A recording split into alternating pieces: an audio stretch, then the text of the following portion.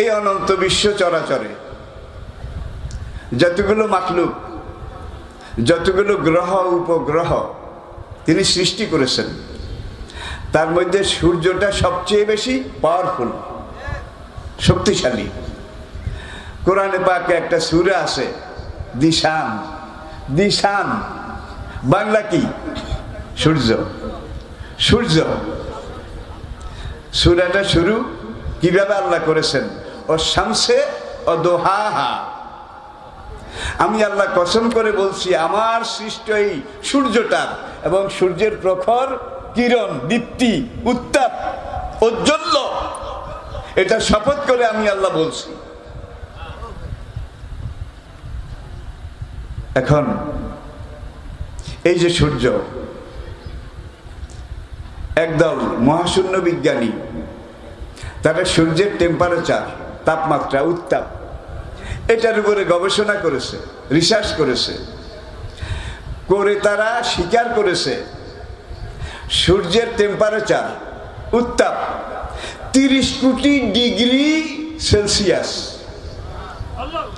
I repeat, 30 কোটি degree Celsius.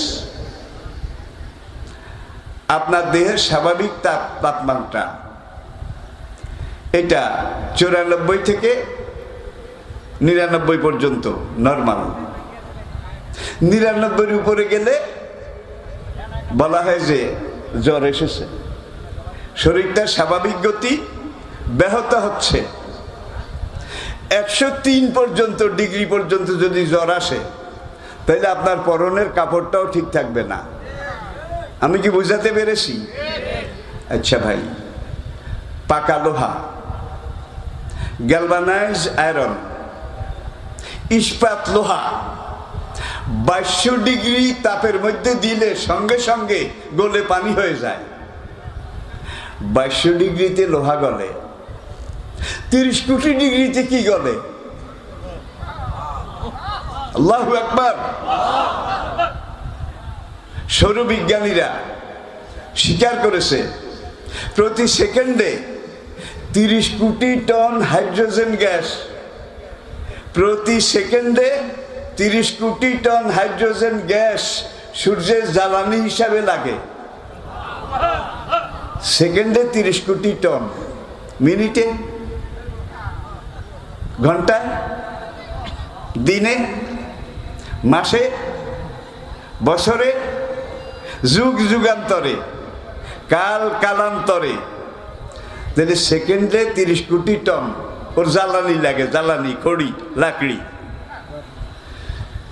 একদল মহাশূন্য বিজ্ঞানী বলল, বাবারে বাবা, কত বড় হাতি, সেকেন্ডে 30 কোটি টন করে হাইড্রোজেন গ্যাস সে লাকড়ি জ্বালানি হিসেবে ব্যবহার করে। কোন দিন জানি এই গ্যাসের রিজার্ভ শেষ হয়ে যায়। সেকেন্ডে 30 কোটি টন এইভাবে গিলতে থাকলে কোন দিন আবার এই গ্যাসের রিজার্ভ মজুদ শেষ হয়ে যায়।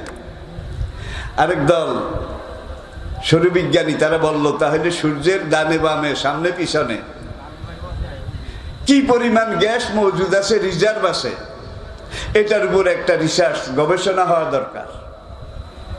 তারা কয়েক যুগ পর্যন্ত গবেষণা করেছে কি পরিমাণ গ্যাস সেখানে রিজার্ভ আছে।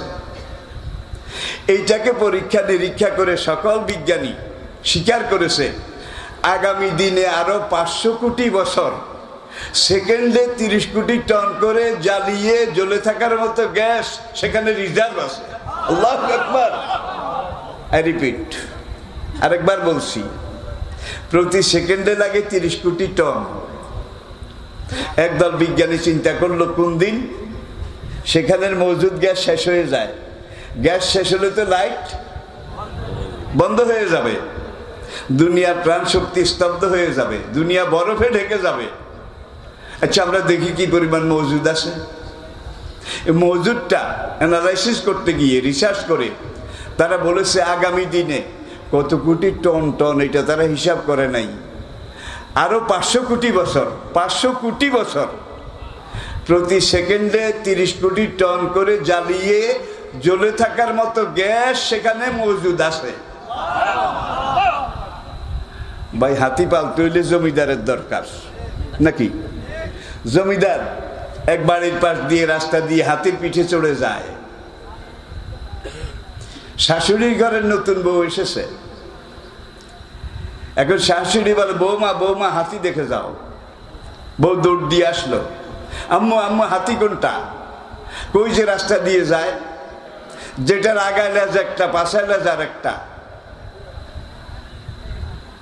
বৌমা এবার জিজ্ঞেস করে, আম্মা হাতি কোনটা, নিচেরটা নাকি উপরেরটা? উপরেরটা তো জমিদার নিচে, আর নিচেরটা হলো হাতি। একটা ফকির নিঃস্ব রিক্ত লোক সেখান দিয়ে যায়।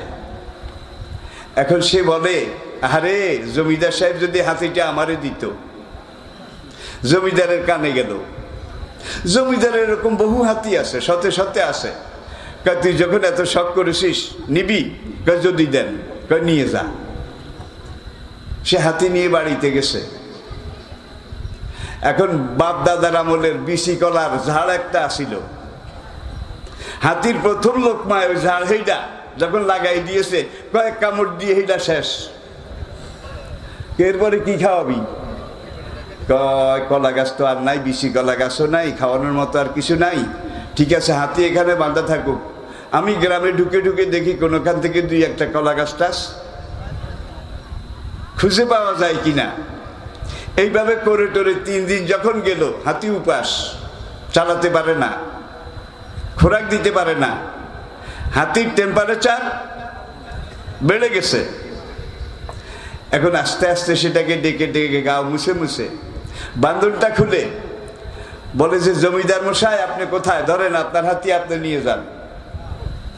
যার কাজ তাকে সাজে, যার কাজ তাকে সাজে, ঠিক কিনা বলেন?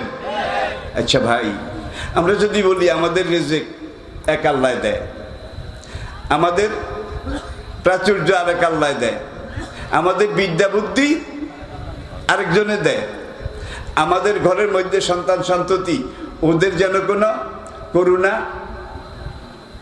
ভাইরাস ছোঁয়াচে রোগ না হয়, এটার জন্য আরেকজনের কাছে, আমাদের ছেলে মেয়ে যেন সুন্দর হয়, এটার জন্য আবার আরেকজনের কাছে, আমাদের ছেলে মেয়ে সন্তান ওরা যেন ফার্স্ট ক্লাস পায়, ফার্স্ট ডিভিশন পায়, এই জন্য আরেক খোদার কাছে। এরকম আসে না? নাই? আমি সমালোচনা করছি না ভাই, ভুল বুঝবেন না। আমি শুধু এইটাই বলতে চাই যে মুসলমানের রহিম আর মুসলমানের রাম আসলে একই জিনিস ভাই। রামের কিন্তু বউ হাইজা কইছিল কি? রামের কিন্তু বউ ছিনতাই করে লঙ্কার রাজা রাবণ নিয়ে গিয়েছিল। ভগবান রাম বছরের পর বছর বউ উদ্ধার করার জন্য সেখানে যুদ্ধ করেছে। যুদ্ধ করে খোদা ভগবান রাম যুদ্ধে পরাজিত হয়েছে। পরাজিত হয়ে এবার জঙ্গলে গিয়ে বান্দর আর হনুমান তাদেরকে বলে, বাবা আমি তো পারলাম না, তোরা আয় আমার বউটা উদ্ধার করে দে। তো যেই ভগবান তার বউ উদ্ধারের জন্য হনুমানের সাহায্য চাওয়া লাগে, এই ভগবানের কি নিজের কোনো পাওয়ার আছে, শক্তি আছে? নাই। কিন্তু আমার আল্লাহর বউ নাই, বউ হাইজা কয় না। আমার আল্লাহর বউ লাগে না।